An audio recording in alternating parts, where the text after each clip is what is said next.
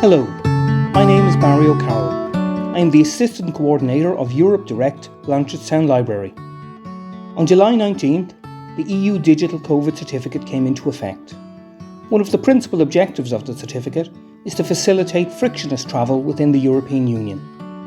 Many people in Ireland and across the EU are eager to begin travelling again, for holidays, work and to visit family. The Digital COVID Certificate aims to make the travel experience as smooth and efficient as possible. I spoke to the Head of External Communications at Dublin Airport, Siobhan O'Donnell, about the role of the Digital COVID Certificate when travelling by air and what passengers can expect when departing from and arriving to Dublin Airport in the coming weeks and months.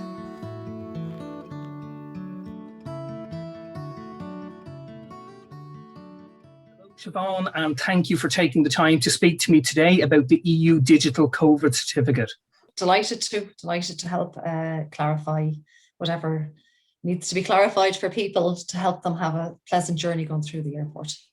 Yeah, I think people are really eager to get back travelling again, and Dublin Airport, we've already seen scenes on television, passengers are beginning to return. And so when departing from an Irish airport like Dublin Airport, who actually checks the Digital COVID Certificate? In all cases, it's the responsibility of the airline to check the EU Digital COVID Certificate, and that's done at the boarding gate on departure. Okay, and the information that's on the Digital COVID Certificate, is that saved by the Dublin Airport Authority? Is it stored anywhere? No, in actual fact, the EU Digital COVID Certificate has absolutely nothing to do with DAA or Dublin Airport. So we don't have any role to play in that or administering it, holding any information in relation to it. Completely and utterly separate to Dublin Airport and DAA. Okay, so it's just used as a method for, showing that you are vaccinated. Nothing is stored at all. Just a few people have asked me to ask this question. It's a very practical one, that they've been told that you shouldn't laminate your Digital COVID Certificate, that it may actually cause delays because it might be difficult to scan. Is that the case? Haven't heard of any situations like that, but I think it's probably best to err on the side of caution and to leave your digital COVID certificate unlaminated. Many people carry it on their phone. You can load it up to your app, your COVID app, if you have that, which is excellent way of carrying it around. But when in doubt, just use paper. Do not laminate it. You really don't want to put any obstacles in the way of traveling. And having not traveled for most people about 2 years at this stage, you really don't want to be disappointed. Absolutely, and this morning I spoke to Minister Oisin Smith, and we spoke about how to actually load your certificate onto your phone. So I refer people to that video to see how that's done. If I haven't yet received my Digital COVID Certificate, what proof is acceptable that I've been fully vaccinated, or do I really need to have the Digital COVID Certificate to travel? Well, it's actually not a requirement to have your Digital COVID Certificate, but it will help make your travel easier within the EU if you do have it. If you don't have it, it's important to check what documentation and testing is required at the destination you're traveling to. And that's super important, because when you're booking your flight, before you even book your flight, taking a step back from that, and you're thinking to yourself, okay, I'd really like to go to, let's say, Turkey on my holidays. So the very first thing you need to be thinking about is, okay, well, I need to go and check out what documentation is required on arrival there at the airport there. So a couple of really, really excellent websites. The source of really good information is www.gov.ie/travel. There's also the Department of Foreign Affairs website, that's www.dfa.ie. And the EU has an excellent website also, www.reopen.europa.eu. All those excellent sources of information. So as soon as you're thinking about where you're planning to go and have a look and find out what the requirements are on arrival there. That's really good advice, and I'm going to put the links below this video so people can see those. And it really is a case of just trying to make the processes as simple as possible, and the CERT is going to do that. And I think it's also really important to do your homework before you leave to see if the country you're travelling to has any kind of specific requirements of their own. And that is key, yeah, absolutely. Yeah. And just to move on from that, if you haven't actually been vaccinated, are you still allowed to board flights leaving Dublin Airport? Are there other ways? Well, it's not a requirement to be vaccinated to enter the terminal building, but you are advised to check what your airline's requirements are for travel, as that may change from carrier to carrier. So check your airline's website also to see what they require for you to travel on board their aircraft. No requirement to be vaccinated coming through the doors of the terminals at Dublin Airport, but it is advisable that you check with your airline before coming to the airport. And the Minister did say this morning as well that you can get a digital COVID certificate with a negative test. So there are different ways of obtaining that certificate. So you've kind of mentioned arriving at the terminal now. What extra precautions will passengers be following in Dublin Airport Terminal? I mean, some of them we've seen already, but is there anything we should be aware of? I think people, when they're coming to the terminal building, will see different things that wouldn't have been there when they travelled the last time. So, for instance, there are over 1,000 sanitisation stations at Dublin Airport. You can't pass by a couple of steps without finding one. There are over 800 plexiglass screens in areas that passengers wouldn't have been used to seeing them in. They're at the check-in desks. When you're going through security at the pass, you scan your boarding pass going through. They're at the security screening area. There are also over 10,000 pieces of signage, including floor decals to indicate social distancing, and COVID hand hygiene messages around the terminals. Face coverings are mandatory in the terminal buildings, and that was brought into law last week.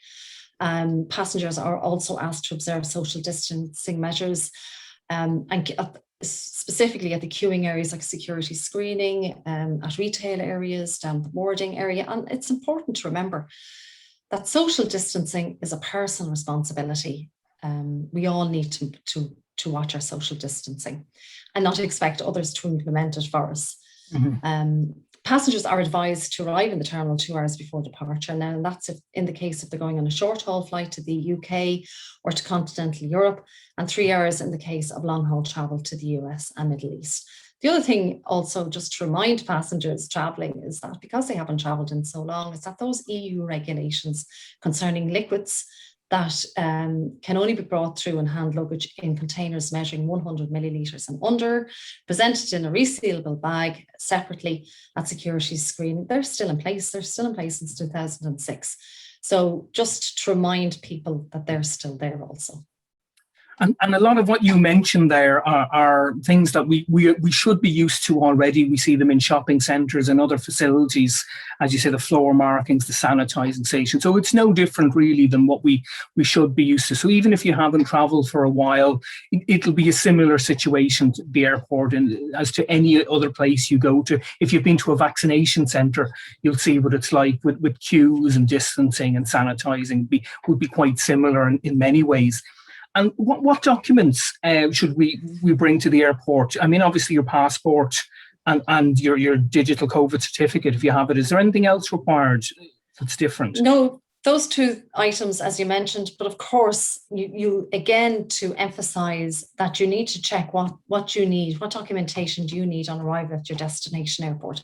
In some airports, they will require a negative PCR test, so you will have to have evidence of that with you.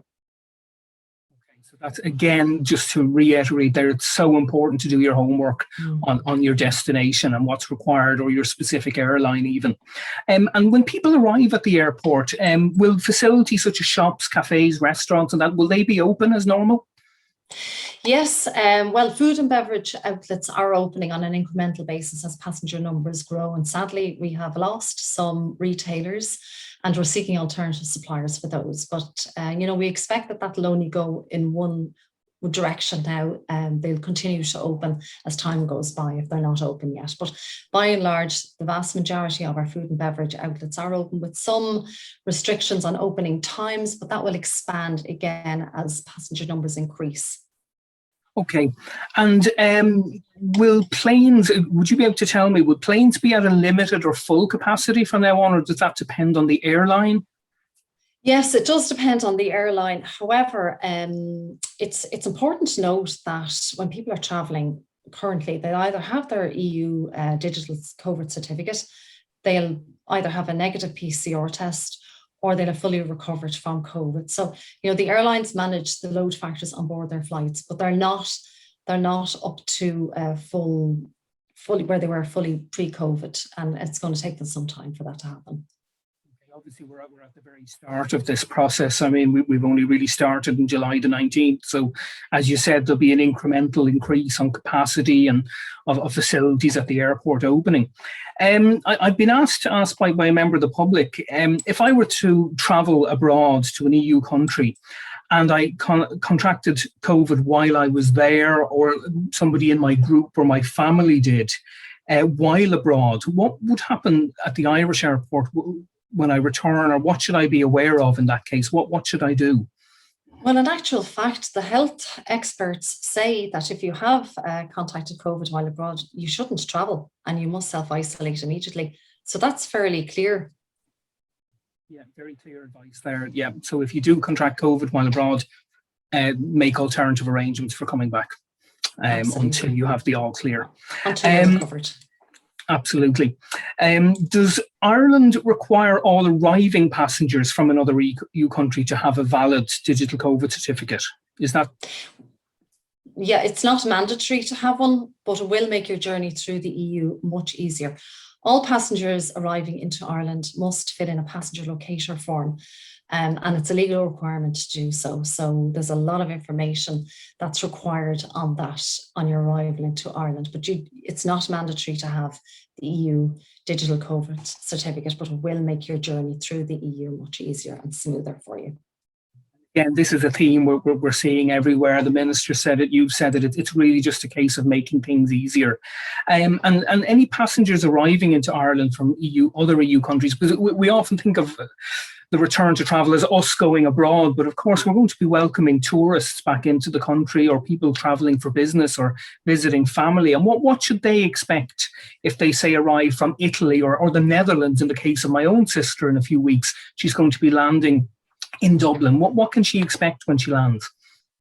Well, this goes back to, when you're planning to travel, have a look at what's required in the country you're arriving into. So people who are planning, they're traveling from Italy, they're coming to Ireland, so they need to be thinking about, well, what does Ireland require on landing? What do I need to produce? So what you need to produce is, or what you have filled in your passenger locator form in advance. And on the form, it will indicate, whether you've vaccinated, proof of recovery from COVID in the last 6 months, proof of a negative PCR test, and your digital COVID certificate can be used as proof of any of which applies to any of the above. So the passenger locator form is mandatory. It's a law. It's required by law here. So that's really important that you fill that out. And spot checks will be carried out on arrival in terms of checking digital COVID certificates and other proofs of vaccination and negative PCR tests as appropriate. Okay, and does this mean that passengers arriving from other EU countries no longer have to do hotel quarantine or anything like that once they have these proofs that you've spoken of? Yes, once you have a valid digital COVID certificate, there's no need to quarantine, and that's the beauty of having it. It makes life much simpler and smoother for you. That's a great way to finish. The digital COVID certificate, it makes life much simpler and smoother. It makes it easier for passengers to get through the airport quickly and efficiently. I think it makes it easier for the staff at the airport, from the check-in staff to boarding your aircraft. It really just simplifies the process. I can tell people that once you've been vaccinated in Ireland, you will automatically receive your digital COVID certificate. I received mine only the other day. It's very quick. I got it the next day. I was then able to load that onto my COVID tracker on my mobile phone. So when I go to the airport, hopefully in the not too distant future, I can use that to make the process a lot easier. So you don't have to do anything. You can print it off as well. But if you can have a digital copy, all the better. So Siobhan O'Donnell from Dublin Airport, thank you very much for that very illuminating discussion. And I think, you know, it's very clear now what we all have to do when we're getting ready to travel again. I think what will happen is it'll become a way of life, and we'll just get used to it in the same way that we've gotten used to other things in life. And that's the way it'll be for the foreseeable future. Absolutely. Thank you very much.